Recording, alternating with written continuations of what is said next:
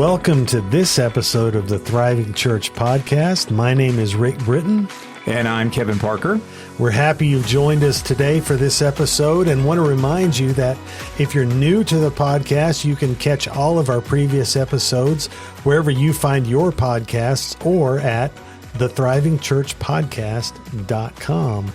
The reason I'm doing the welcoming today instead of Kevin is because I'm going to interview Kevin. Yes, we have a special guest, one of us. The special guest is Kevin Parker.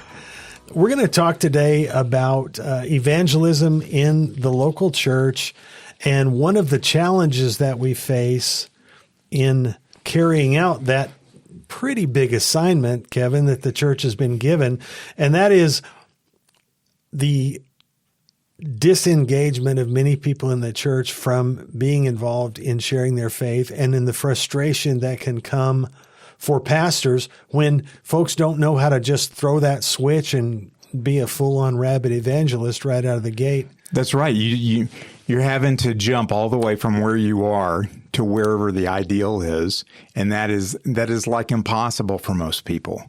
And they just want to give up. My hope is that they could be encouraged in evangelism, and that pastors could be happier and more pleased with the progress of their congregation rather than looking and saying, wow, we're just not doing anything. Yeah. And it's interesting because sharing your faith is the birthright of every single Christian from day one. Once you receive Christ, you have good news in you and you're allowed to share it. But it's also true that just like anything in the life of a disciple or the life of any human living on the planet, growth is a part of it. And absolutely. And one of the things that I think it's great for people to grasp is that I guess it'd be better to describe it as explaining the gospel rather than giving a gospel presentation. There are a lot of really great gospel presentations, and I encourage folks to learn as many as possible because you might end up sometime using part of one and part of another, but it gives you structure. It lets you know where to go. But if you've been through salvation and you know Jesus, you can explain salvation. You may not have it all wrapped up neatly into a presentation. Whether we're doing the 3 circles right now, whether it's the Romans Road, steps to peace with God, and on they go. But you could explain what salvation is. And that's a powerful thing for people to know that really, honestly, the answer, like we used to say in faith, the answer is in your hand. Right. For believers, really, truly, the answer is right there with them. You're reminding me of the guy, that Jesus healed from blindness and the Pharisees are grilling him and all. And he finally kind of says, I don't know if he's good or bad. All I know is that yesterday I was blind and now I can see. That's right. Yeah. He's just explaining, he's testifying, right, to what he has seen and heard. And that's what we're on about today, I think. But you've shared with me, Kevin, the reason we're doing this episode is 2 or 3 concepts that you've found to be really encouraging and helpful in helping folks grow. So to start off, maybe just if you would talk about what those 3 ideas that you were sharing with me. Yeah, this is huge. So with evangelism, it's important for church members and for pastors to know that evangelism happens on a spectrum. So you have people, you have lost people who don't do anything, obviously. They're not even listening. They get saved, and then you're at the very, very beginning. And then there's a spectrum as you go along. As you mature, you learn more. You have greater capability. You're more spiritually mature. And so there's a spectrum as you go until you get out to that ideal. And honestly, Rick, let's be honest. I'm not at that ideal. You're probably not at that ideal. I've never met a pastor that's at the ideal. I've met a couple of evangelists that seem to picture the idea, but they're called into vocational evangelism because they have a special spiritual gift, and it's the way God uses them.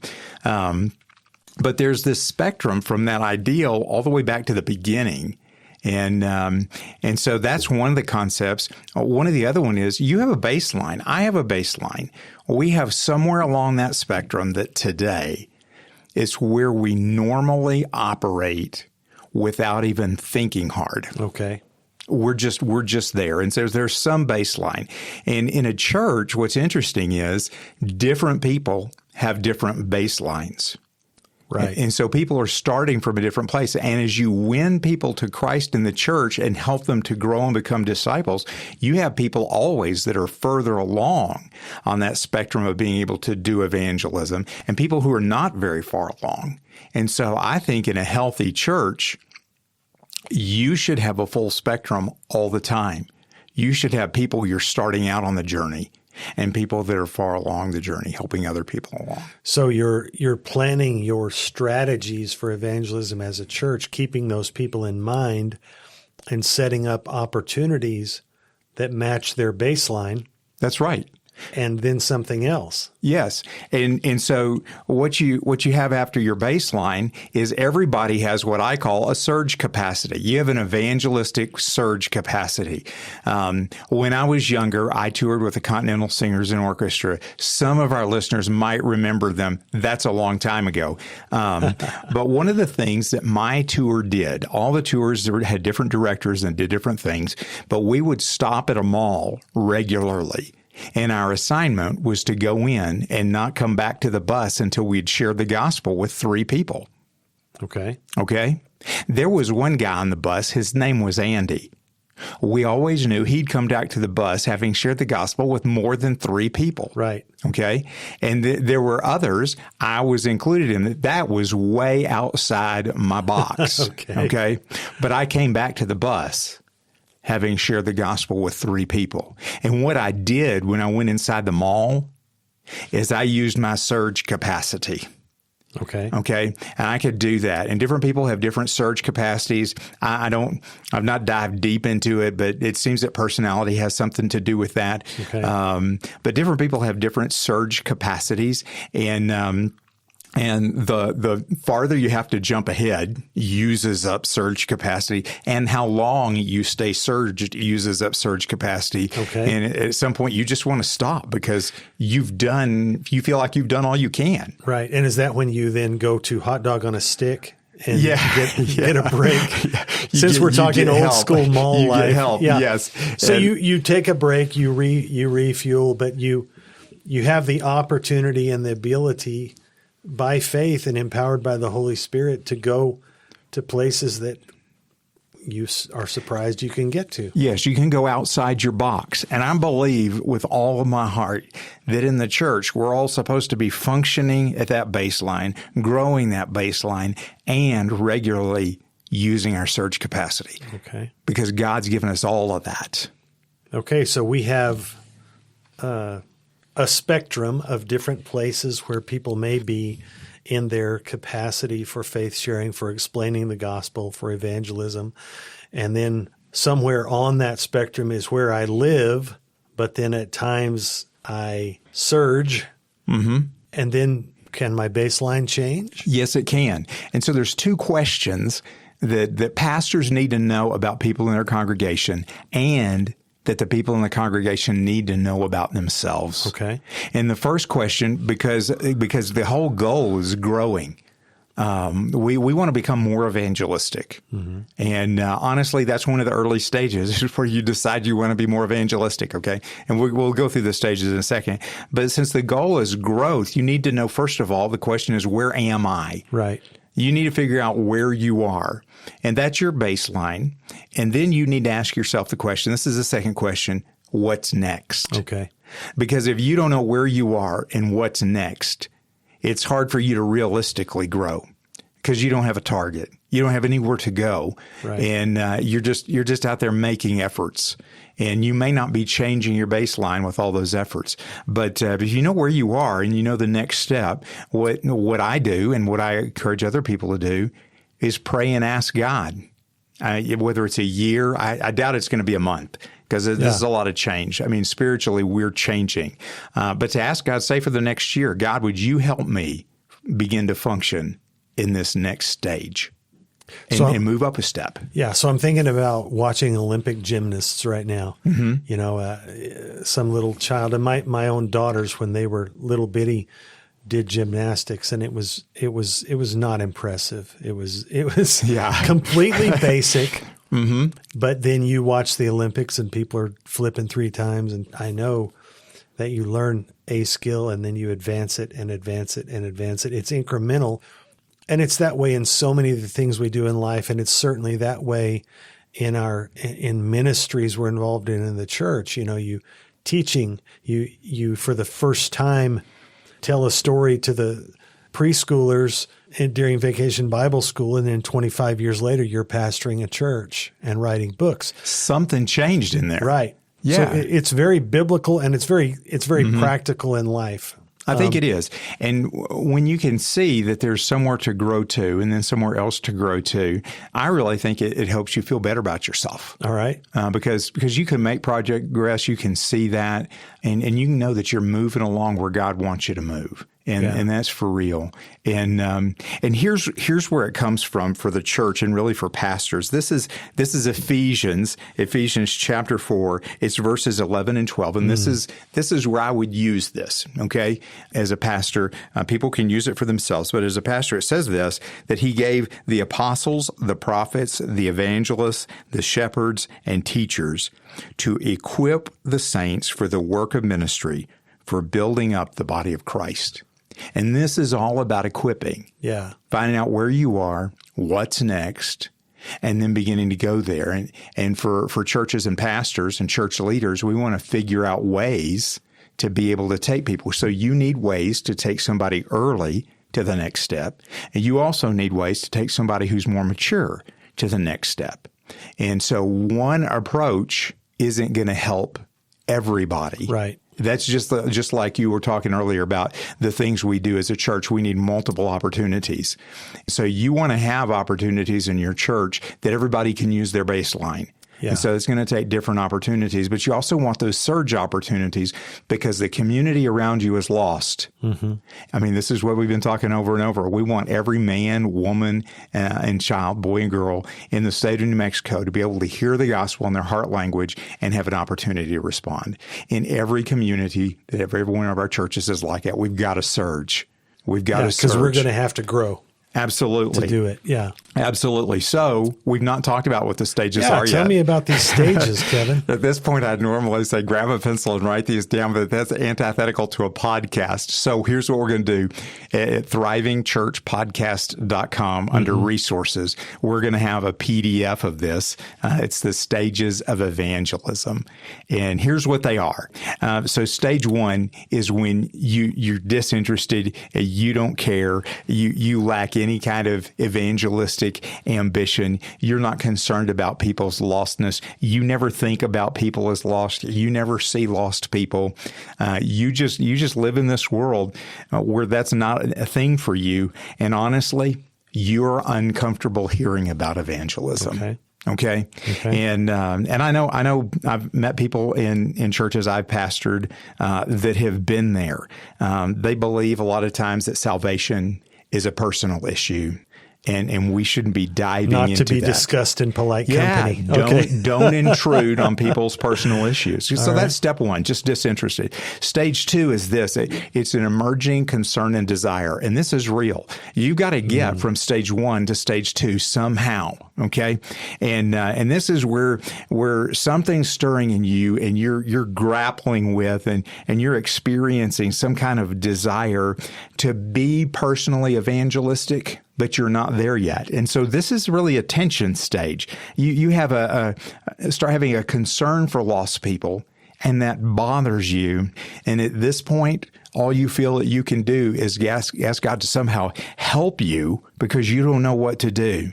And when you're toward maybe the later edge of this stage, that's when people start hunting for opportunities to learn how to share the gospel. Yeah. Okay. If you don't get here, you're not going to be able to go forward. Okay. And so when we offer evangelistic training and we try to guilt disinterested people in coming, they might come, but remember that baseline, they're going to slide right back down because they don't want to be there. And so you have to get people into stage two. Stage three is great. I really like this one. This is seeing lost people. Mm-hmm. You can't have a lifestyle of evangelism if you don't see lost people. Yeah. And so this is when day by day, you're aware of the people around you being lost and having a real spiritual need. And you have a burden at this point. Instead of just asking God to help you, you have a burden to pray for them. And you want to be their witness, but you also just want them to have a witness from somebody. So God, send somebody, send me, send somebody else, but please don't leave them lost. This reminds me of what they say about when you buy a new car and all of a sudden it's the only car you see. You see everybody else that has one. Right. And this is like taking the blinders off to seeing people that need Jesus, whereas maybe in stage 1 you didn't notice. Now in stage 3, everywhere you look, there are people who desperately need a Savior. And I want you to know this changes everything because suddenly you live in a world and you begin to see it like God sees it. You see the reason he sent Jesus. He kept looking at the world and saw people lost without him and with no hope in the world. You begin seeing that. And that's just a huge, huge step. So at this point, we've not become a raging evangelist yet, but we're 3 steps in, okay? Stage 4 is making contact. And at the beginning, this seems really uncomfortable, but this can become your baseline where you start making contact. You want to have friendships with lost people. Yeah. You want to get close to them. This is where you don't just see them out there, but you actually begin orchestrating your life because you feel like lost people should have saved people nearby. Intentionality. Yes, it starts changing. And this is a point, a lot of people know me for giving out tracts, okay? And this is where using a tract or something like that really steps in at the first point, and you're able to do something like that. You don't feel equipped. You don't feel comfortable yet sitting down, having a whole conversation and all that kind of stuff. But you have this concern in this. You've made contact with them and everything. And so you want to give them something. And so you give them some piece of literature or something. This is also where folks invite people to church.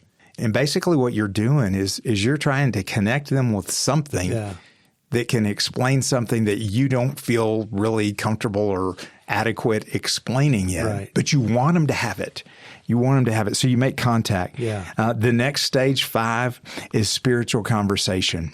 I just have to say this, Rick, that in the world we live in today, more people want to have a spiritual conversation than you think. That's exactly right. In all of my tracting, I try with my tracting to start a spiritual conversation. Hundreds and hundreds and hundreds of tracts. And Rick, in all this time, I've had two people